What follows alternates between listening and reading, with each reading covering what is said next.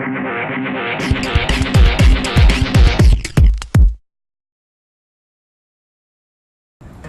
I'm Kelsey Mays from Cars.com. Kia redesigned the Sedona for 2006, and in the intervening years it's evolved to produce a little more power as well as an entry-level short wheelbase model. This is the long wheelbase Sedona EX. It's the higher of two trim levels. There's also a very similar model in the Entourage from Hyundai. Cabin quality is typical for a minivan, which means the emphasis is on durability, not necessarily quality, and as such the dashboard plastics seem kind of dull and the center controls don't really have the premium damping quality you'd get in a Honda Odyssey or Nissan Quest. Usability though is much more competitive. There are two separate glove compartments, plenty of cup holders, lower compartments down here. The center tray here collapses to leave a pass-through. You can throw a purse or a laptop bag down here. What there isn't is an actual center console compartment here to hold stuff. Some other minivans offer that.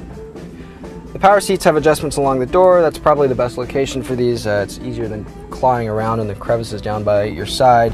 Unfortunately, they don't go that far back, and so if you're much taller than 6 feet, you'll probably find the driver's seat has to be all the way back, and you could even use some more room at that point. The steering wheel tilts but doesn't telescope. The wheels in the Honda Odyssey and Toyota Sienna both telescope. There are power adjustable pedals, so that helps the situation a little bit. Again, they're optional. Most nicely equipped minivans offer power sliding doors and a power tailgate. So does the Sedona. One convenient feature is that this allows you to deactivate the motors themselves, so they still work from the key fob, but now if kids want to run up and fling these things open for themselves, the motors won't resist them. That's a nice feature to have. The second row has captain's chairs. There's adult-friendly room back here. If you don't want to use the center aisle to get back, there's a convenient fold and tumble feature that kind of gives you a pass-through here. Not as flexible as some of the others we've seen. You'll notice if the seats moved up, then when you try to do this, there just isn't that much room back here. Even worse is if the armrests are down, then the seat just gets completely stuck.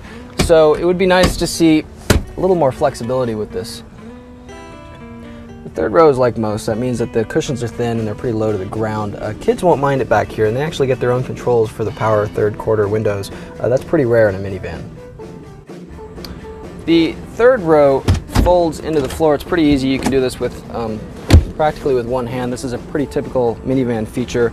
It folds in a 60-40 split, so if you need to throw more cargo back here but still want to put a kid in back, you could do that. The second row folds down. The seats are also removable, or they tumble forward and hook into the B-pillar. Not as convenient as the Quest's fold to the floor seats or the stow and go seats in the Chrysler Town & Country, but pretty competitive with the rest of the segment. Maximum cargo volume in the long wheelbase model is just over 140 cubic feet. That beats most crossovers, and it's competitive with the minivan segment. Kia's example isn't the quietest or the most luxurious or the fastest of the group. It is, however, one of the cheapest.